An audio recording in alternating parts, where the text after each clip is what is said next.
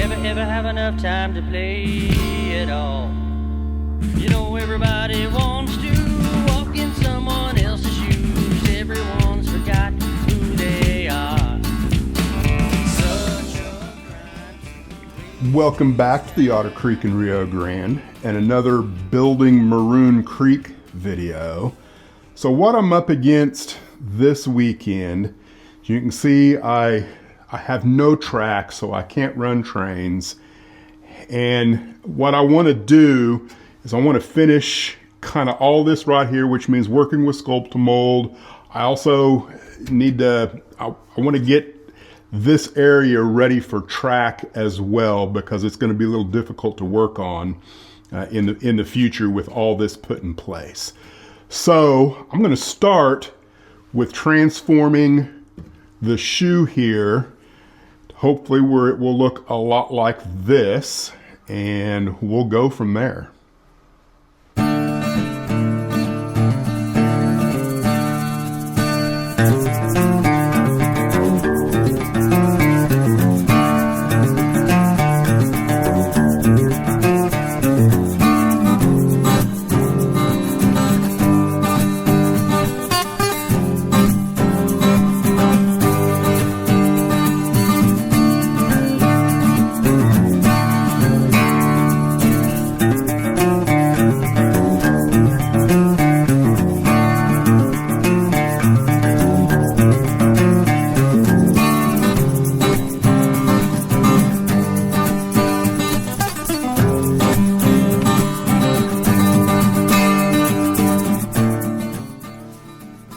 I think that'll work for now. I can always come back and add a few washes later. I think the next thing I want to do is clean up this area right in here. There's just a little bit of plaster on there, and go ahead and put in the cork road bed through this area and maybe on around a little bit. I just want to make sure that I can get to this area and easily put in track, because that might be a trick later down the road.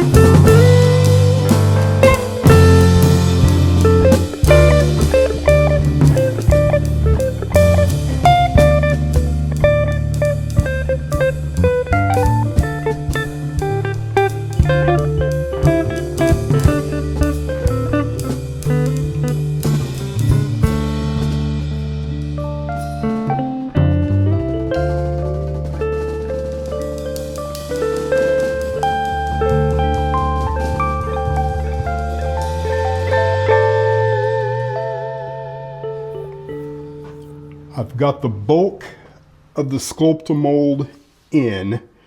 I've got a little more to do right here, which I know you can't see it from that angle. And then I've also got this area right here, right up against the track, and maybe a few places in here.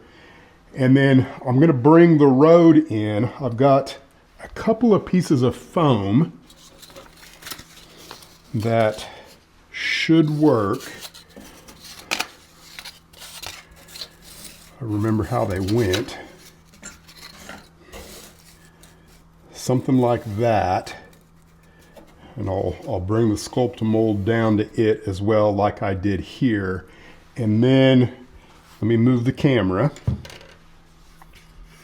I've got this piece of Baltic birch that goes in here, which lifts this up so that it's at the same level with this. So this whole backside through here and probably in through here also needs some Sculpt-A-Mold. But before I can do any of that, I want to take everything off of the plywood here that's not already glued, like this chunk of cork, and then seal it. Because I haven't done that yet, and I should have done that when I had it off the last time and just didn't think about it.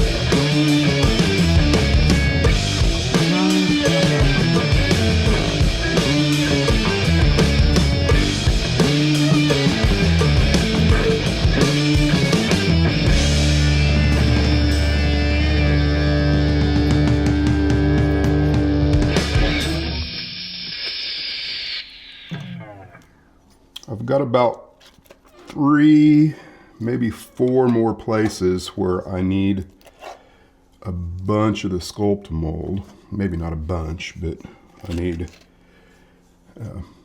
enough that it's not going to be a quick, easy thing to do. And this stuff, you know, there's a certain amount that is easy to mix up. And if you don't have a lot of area to work with, then you end up wasting it. At least that's been kind of my experience. It's not very easy to mix up just a little bit of it. And the goal is to kind of be finished with everything from this turnout that way. That's what I would like to get accomplished before the end of this month, and it happens to be January right now. It happens to be the last weekend in January, so I don't know that I'll get it all finished before the end of this weekend. But it was still a pretty productive month, I'll have to say.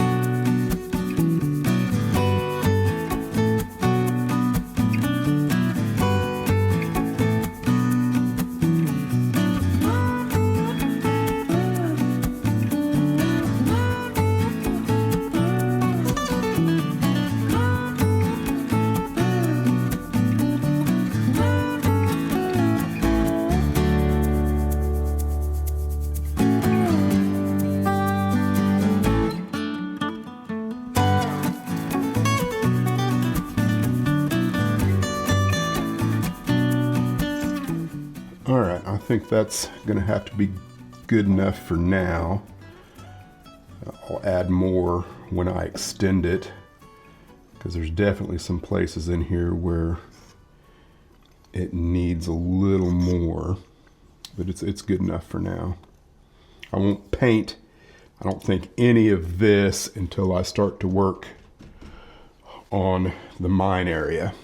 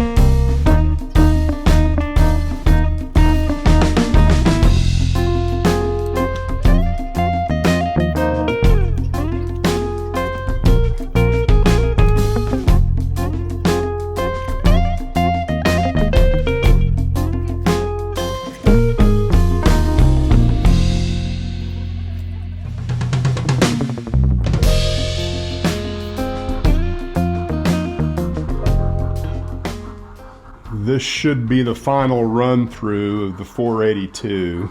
I had several rocks right through this area that were too big. My cylinders were hitting them. It looks like I've got no more clearance problems. So I think the next thing I want to do is paint the track.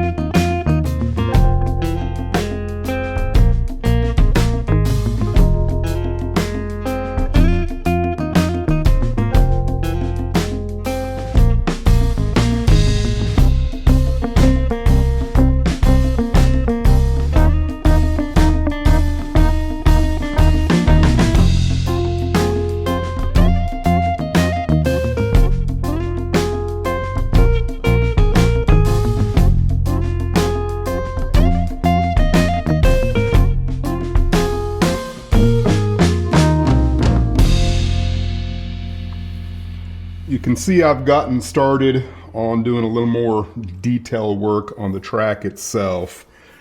And my strategy when I do this is I base coat everything in a dark umber, and the primary focus of that is the ties, not necessarily the rail. And then after that is done, I will go in with a gray color, which is much lighter than obviously the umber. And I'll be pretty sporadic about it, but I will do more ties with the gray than any other color. The idea is to do maybe 2 or 3, focus in on one, make it brighter than the other 3, then move down a little bit, maybe do 4, make 2 of those brighter than the other 2, so on and so forth, where, I don't know, approximately 2/3 of the ties in the area that I'm working in are the gray color or a variation of the gray color. And then I go in with 2 other colors, which, these are, I guess, an approximation of some kind of wood variety. It really doesn't matter to my eye. The main thing is the ballast that I use is going to be darker. So therefore, I would like my ties to be a little brighter than the ballast, which makes them pop out, and it gives the eye something to look at beyond dark tie, dark ballast. So if you're using brighter ballast, maybe you're using ballast that looks like this, then you might want a variation of darker ties. So, and the reason I do more of the gray ties is that when you go in with this color, this color on top of a tie that's just a burnt umber is going to be a different color than it's going to be on a dusted gray tie, and it will be yet a different color on top of one that's like almost purely gray, so that you get a variety of colors in the section you're working on.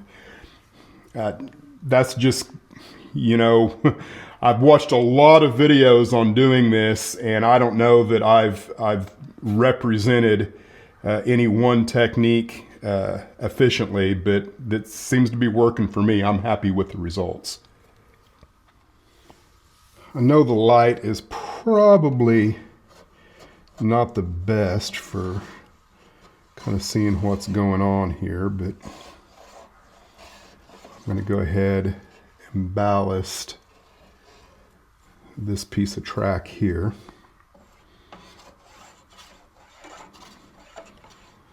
Knock off all the paint.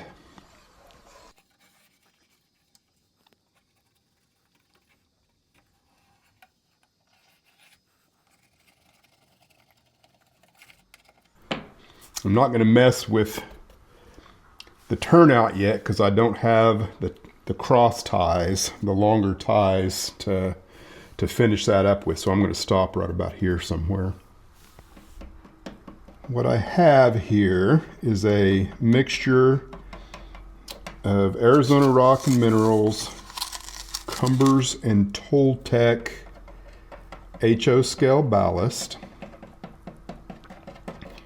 And I've also got some pigment, again, Cumbers and Toltec pigment, which is really just kind of very fine dirt.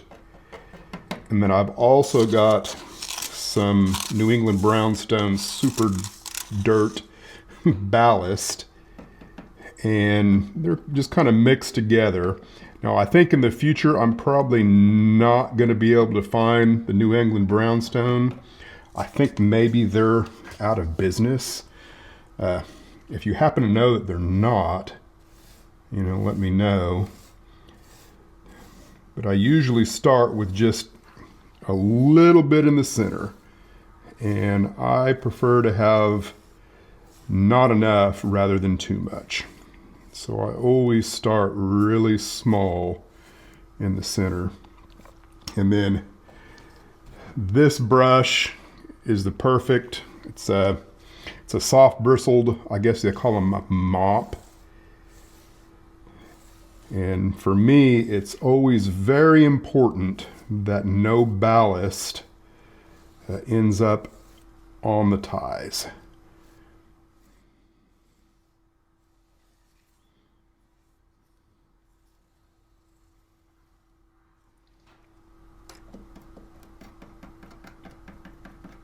Do the same thing on the sides.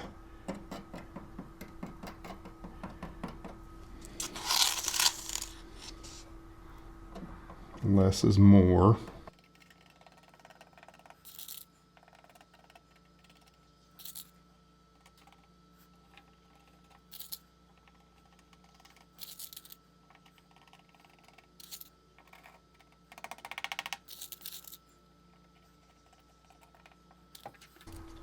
I think this is a 1-inch, and it's just perfect for narrow gauge track.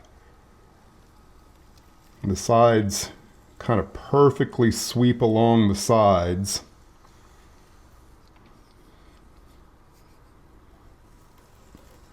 And take the ballast off the top of the ties.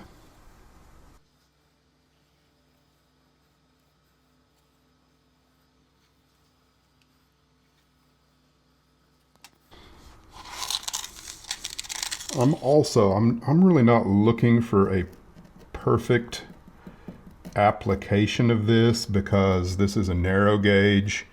You know, it's not like they came in with machinery and made a perfect ballast profile on anything they did. So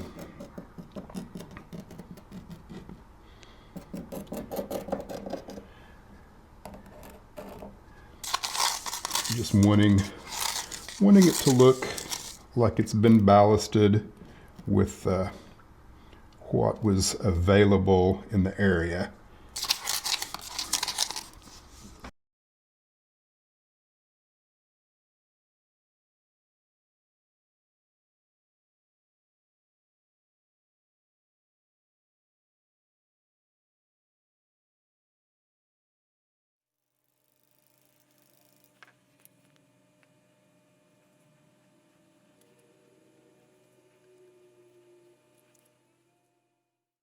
All right, I'm down to the last 3, maybe 4 areas to paint, and I'm going to ballast from the far left of the scene up to the turnout. And then I think I'm going to call it quits. And since, you know, you guys have already kind of seen me do all of this, I'm just going to speed through it, and we'll take a look at the entire scene at the end here, and I'll give some final thoughts on it.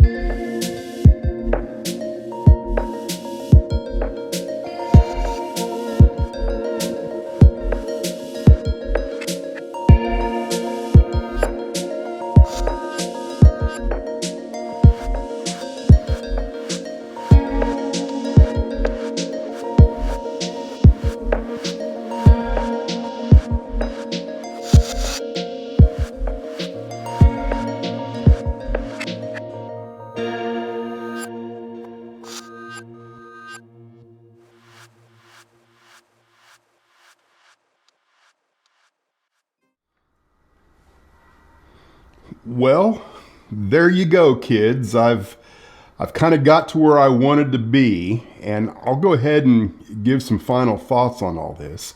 You know, when I started, I wanted to answer a few questions, and I definitely wanted to start in this area for one primary reason, and that's because it's the last thing that you should see when you come into the railroad. You know, the doors over here, you're going to have to transverse the whole room, and you will see pretty much the entire room, including what's right back behind me, before you see this.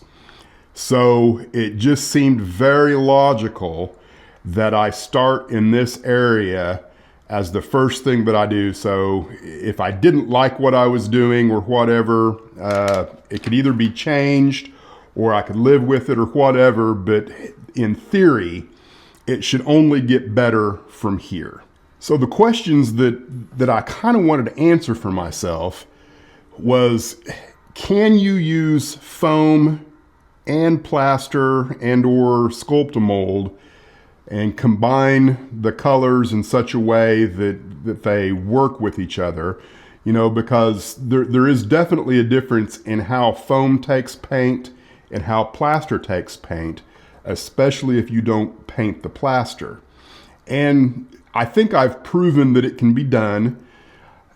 I'll have to admit, I think I like the way the plaster paints up better and looks as an end result. And I'm not entirely sure why. I know, you know, with the foam, there's less texture when you get finished with it, or at least that's my theory. So the way the light bounces off of the foam after it's painted and how the light bounces off of the plaster or Sculptamold, it's just a little bit different. And of course, all of this looks different to my eye, probably standing here in the room, as it does to your eye viewing it on YouTube. So that's a whole nother thing, but I'm pleased with the way it looks. Now, part of this experiment was also to kind of work out the colors, and I think I mentioned it.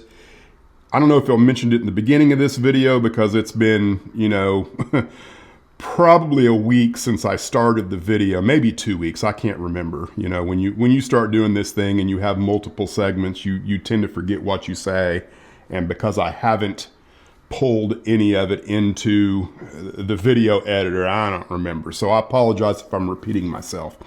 But the difference between this, which you can clearly see a red hue, and this, which is much more beige, is one simple step.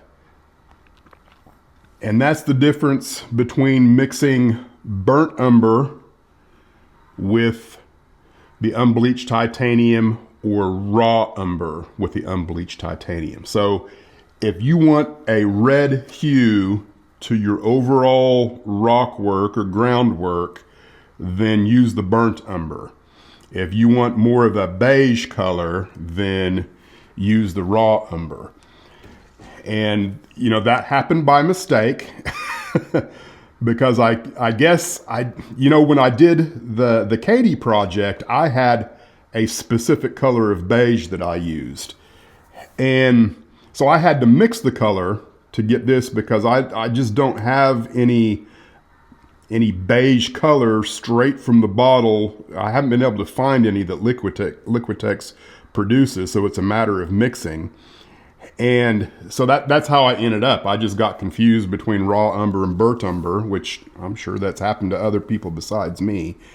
And I like it, you know? So kind of the idea is that maybe this rock formation,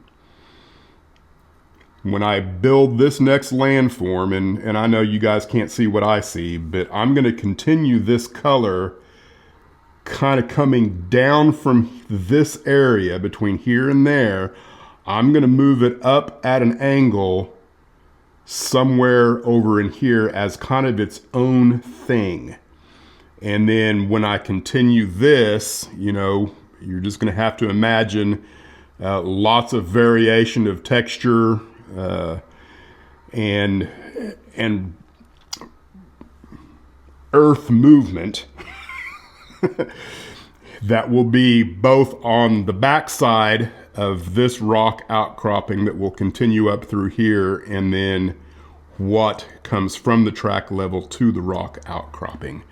That's the plan. And then I may do this everywhere on the other side of the island because, as I've mentioned before, Basalt, Colorado is very red. So that's kind of where I'm at. Now the whole area feels kind of monotone, even though it's not. You kind of have to get close to see the other colors in the rock. But you know, the next thing I need to do is a lot of groundwork. And then when I start adding the greens and the yellows with the grasses and things like that, I think the whole scene will come together and be pretty nice. So I think we're going to call it quits here, because I'm going to turn all of my attention to the mine scene here, which has now been named the Two Nubs Mine. I've got a whole story for it that you know, you will see, or maybe you've already seen. I don't know, because I don't know when this video is going to drop. There's at least 2 in front of it. So thanks for watching the Otter Creek and Rio Grande, and we will see you in the future with another video update and or other items that you guys might or might not want to watch. Thanks for watching. Oh, I should probably mention something about the backdrop. So it's not complete, but now that I've got the color that I'm looking for in here, it's going to be a matter of kind of figuring out where my trees need to be. I will paint in some trees on the back side of this mountain, and then there will be a little extra detail probably in this first little area there that will tie in almost precisely with those colors there. And you know, that's the idea there. And I've still got quite a little bit of work to do on it, so look forward to seeing some more of that. Don't know when I'm going to do it, but thanks for watching.